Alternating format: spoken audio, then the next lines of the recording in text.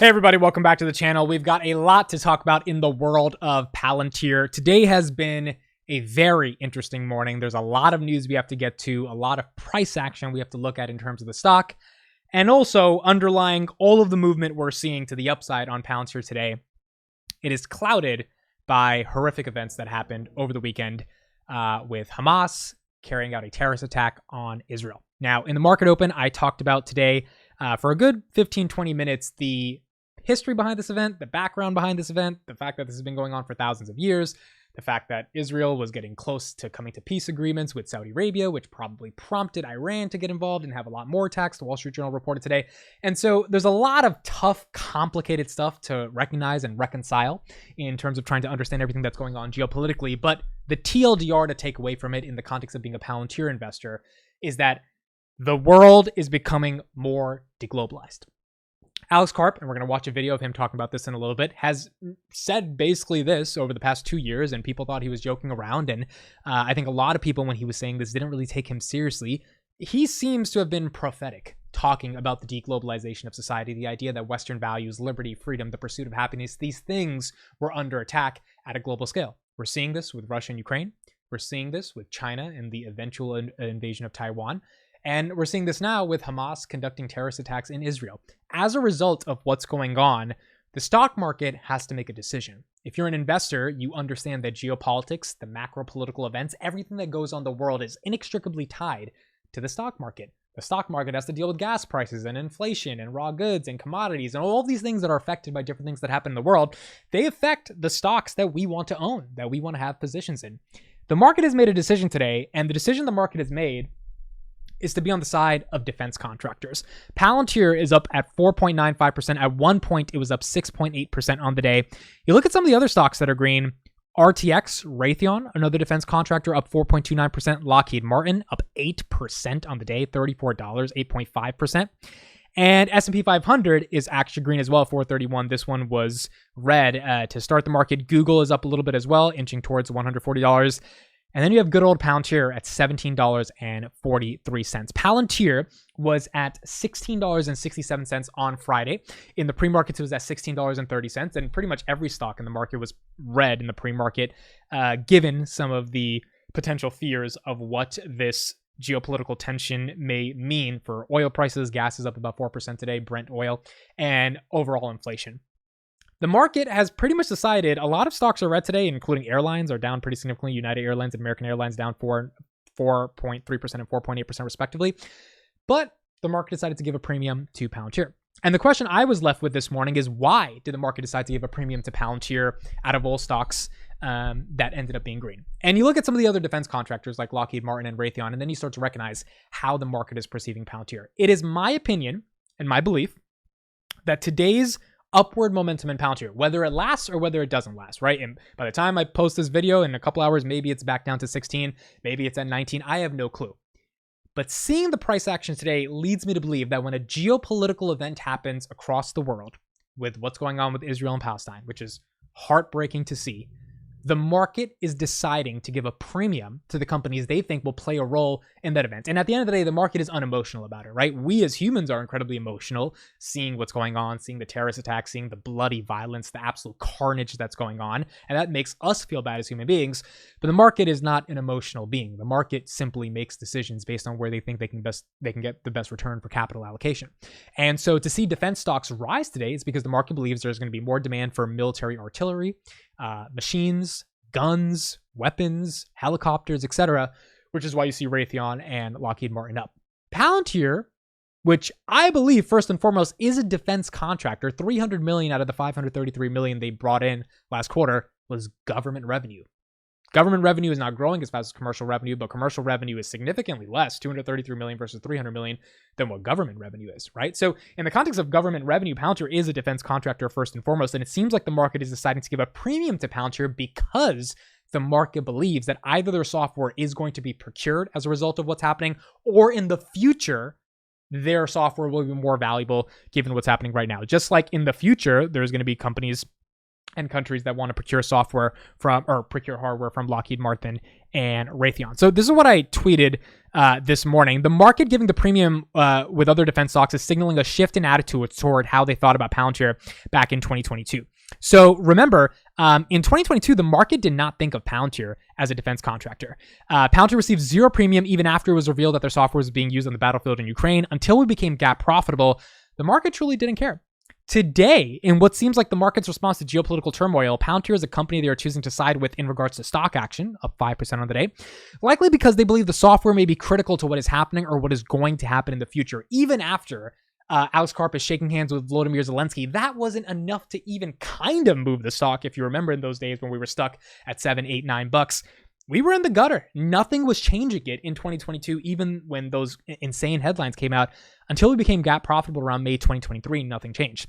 And to me, I can't help but remember Alex Karp explicitly speaking on the issue of terrorism and why an investment in Palantir is an investment to make the world a more safer place. Here's 30 seconds I do think there of Karp speaking on this that I think is valuable today. some big, like for example, there are parts of our DoD, clandestine services, special forces that don't get the public accolades they deserve for very obvious reasons because they're built not to get them, that have produced enormous and largely unknown results. You see this also not just in America, but in Europe in the intel space, where I'm aware of numerous terror attacks that have massive ones that have been stopped that would have led to a completely different political landscape in Europe. I think a lot of people don't take Karp seriously when he's saying this, right? When Karp is like, yeah, I know personally, given I run the company that oversees a lot of this stuff, of many attacks in Europe that would have led to more right-wing authoritarianism because the state would have become more surveillant if there was a terrorist attack, right? That gives the state the reason, the excuse to say, hey, we're going to invade your privacy in the name of safety. We stopped that, and there would be a different political landscape in Europe had we not stopped that. I think what the market is recognizing today is that Karp was right. Karp has been right for a long time, and no one really wanted to believe him unless you were buying at $6, $7, $8, $9, right? Unless you kind of understood the overall investment thesis. But what it seems like the market is recognizing is when Karp says we're entering a world that is more geopolitically divided, a world that is fighting for Western values, and a world where terrorism, because those Western values are under attack, is going to be more rampant than it ever was before.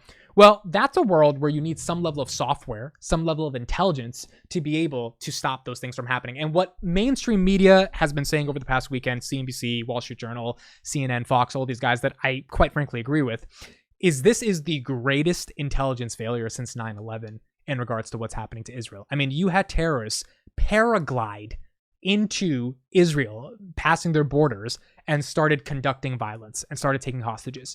This is one of those things where the Israeli intelligence force, I think it's called Mossad, people argue it's better than the CIA. I mean, especially because America has supplied billions and billions of dollars to Israel to be able to maintain its tactical intelligence advantage. The fact that this was able to go under the radar, it begs the question, do we really have cyber intelligence at the level that we thought we did? And we, meaning Western nations, are we ready for the type of momentum that's coming from bad actors, especially if they're fueled by other countries like Iran that are theocracies that don't really want Western democratic values to win?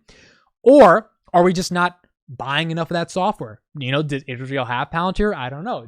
Are they going to get Palantir after this? I don't know. But like, what happened to their cyber intelligence that is arguably one of the best in the world for them not to be able to figure this stuff out? Palantir does have a presence in Israel, and they have explicitly, I believe, on many times talked about siding with Israel. Many of the Palantir head executives, employees, I saw their tweets and their retweets today. Very obvious they are on the side of Israel. And it's because they're on the side of democracy, and Israel is one of the only democracies, no matter how corrupt one may argue that it is, it's one of the only real democracies that's in the Middle East, right? A lot of those countries, Saudi Arabia, Iran, Afghanistan, they're just not democratic. And so that's why America has always been an ally of Israel. So you would argue that Palantir having a presence in Israel, Israel being an ally of the United States, potentially Israel was using some of Palantir's software, given the events that happened over the weekend. I don't know if either Palantir's software didn't work, which I find it hard to believe, given what Alex Karp has said about stopping attacks in Europe, or they just didn't have the software. And if they didn't have the software, that's not Israel's fault. That just means that maybe their defense intelligence wasn't good enough, and maybe Palantir would have made a difference, maybe it wouldn't. We have no idea. All we do know is that the market's response to this turmoil is up 5%. And it seems like the market is giving Palantir that premium because they recognize that if Israel had this type of software, or maybe in the future, other countries will likely procure this type of software. Because now when you got Russia, Ukraine, you got China, Taiwan, that's coming up. That didn't even start yet, even though we know it's going to happen. And you got Israel, Hamas. You've got to just ask yourself, as a general human being on this planet, NATO countries that enjoy freedom, Western values, are those going to be under attack by authoritarian regimes? And if that's the case, then you've got to step up. And the only way you step up is you have a better military, you have more people, you have better guns, but you're likely not going to have that many better guns than China or Russia. But you can have better software. And that's what Karp's point has been for a very long time. It's what, I've tried to analyze on this channel in terms of me just trying to get a better understanding of what the bull case is for Palantir. If you believe, Karp said this in an interview with Stanley Druckenmiller back in October of 2022, round about this time, that the world is becoming more deglobalized and there's going to be more geopolitical tensions, not less. Then the question becomes, what is going to resolve those issues? What is going to help bring peace in some of those horrible scenarios that are inevitably going to happen? And it's going to have to come down to AI, software, machine learning, things that can actually give a real tactical nuclear advantage in the context of Ukraine, right? They don't have nuclear weapons, but the software has been a type of weapon that has had a nuclear effect for them, versus traditional military artillery, which is likely not going to compete against other countries that have bigger weapons.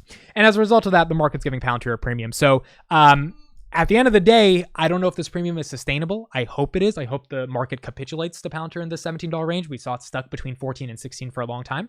But if the market does believe that, look, this is the new world order that we're getting into, and Palantir is one of those companies that's going to get a lot more revenue as a result of this new world order, which I think for most shareholders has been a bull case for a very long time. Not saying you want bad things to happen, but accepting the inevitability that bad things will happen, because this is not kumbaya. We're not just playing on the playground here. Like, no, shit can hit the fan. It can get pretty bad. And if that's the case, is your portfolio positioned to be in that new world? I think of it similar like Tesla. Like, if you know the world is going to EVs, why would you invest in Toyota? You know the world is going to EVs, right? So whether Tesla's the winner or Lucid is the winner, that's a joke because I don't think Lucid's going to be the winner. You want to position your portfolio in a way that's set up to take advantage of that new world order. And I think the same exists with Palantir as a company that software is going to be inextricably tied to democratic regimes that want to protect their democracy. And that's why we're seeing the premium in Palantir today. A couple of other pieces of news that's really important to discuss before we head out here. Shout out to Chad. Palantir has launched 2 mixed reality products. I'll talk about more of this in a separate video, but we knew this was coming after we saw Karp sitting behind this like mixed reality headset thing at the Software for Government conference a couple of weeks ago. And apparently these 2 devices are going to be interoperable with Microsoft HoloLens or with Apple's Vision Pro. So Palantir does not seem like they want to attack the hardware market, which makes a lot of sense. They want to attack the software market. They call it immersive command and control. So basically, warfighters on the battlefield will be able to wear any types of these mixed reality headsets, and Palantir software will be powering the types of data they get on that headset to be able to make better decisions. If you think the world is getting, again, more deglobalized, there's going to be more people on the battlefield. Israel called on 300,000 troops over the weekend. If they were wearing something like a mixed reality headset with Palantir software powering it, obviously that would be incredibly valuable. So we'll get more updates on that in the future, but that was an announcement they made on LinkedIn. They didn't announce it as an official press release today. One official press release that did come out is Sparta Science now partnering with Palantir's FedStart program to operate at impact level IL5 for U.S. government customers. Sparta Science offers a cutting-edge data and AI operations platform, AI, ML-enabled insights, and decision support tools to optimize human readiness for the mission. Now, remember, FedStart is a SaaS offering that accelerates and expands access to federal government customers by enabling Sparta Science to run its platform within Palantir's secure and accredited environment. A quote from Phil Wagner, the CEO of Sparta, says, "We are thrilled to join Palantir's FedStart program and leverage their expertise and outstanding credentials for secure government cloud operations." Another reason the market may be giving Palantir a premium is because there's billions of dollars, $34 billion as of last year, to be exact, going into private defense tech startups. Every VC, every venture capitalist wants to find the next Palantir or the next Anduril. And so they're deploying billions of dollars into this space. Palantir said, okay, if you're going to deploy billions of dollars into this space, all these startups that are trying to sell to the government that don't have IL level 5 or IL level 6 accreditation, remember Palantir is one of 3 companies in the world, along with Microsoft and Amazon, that does have that level of accreditation. They need that accreditation. They need that securitization in order to even have a chance to sell to the US government. So FedStart is basically a SaaS product where Palantir is like, all right, we onboard you onto our accreditation, we containerize your product, now it's safe, now it's able to sell to the DoD, now you can say you have impact level 5 as of Palantir's FedStart program, and Palantir basically prints money for, quite frankly, not doing anything, but just using their platform to allow other startups to leverage it to be able to sell into the DoD. Fantastic products. Makes a ton of sense. When they announced this back in June, I was like, oh my God, this is such an amazing product. It makes so much sense because there's billions of dollars from venture capitalists flowing into the private market for defense. And then Palantir is going to be able to take advantage of that. I don't know what that's going to do to their top line revenue. I hope we get some more clarity on that going into Q3 earnings. But if you imagine all of those startups that are getting billions of dollars in private funding and they need accreditation to sell to the government, and Palantir says, hey, instead of spending 2 years getting it, you can spend a couple months and you're good to go. That's a very attractive thing for a startup that raised $50 million and gives a couple million to Palantir to be able to get the job done. So I think that makes a lot of sense. And the final thing I want to say is Mariana, one of the analysts that has an $18 price target on Palantir, which we're getting close to that $18 price target if we maintain this momentum, $17.42 right now, put out a note that when she went to the latest software for government conference Palantir had in Washington, D.C., the thing she heard was there's 2 verticals that are operationalizing AI at scale. Healthcare, which Palantir is doing phenomenal in, and defense.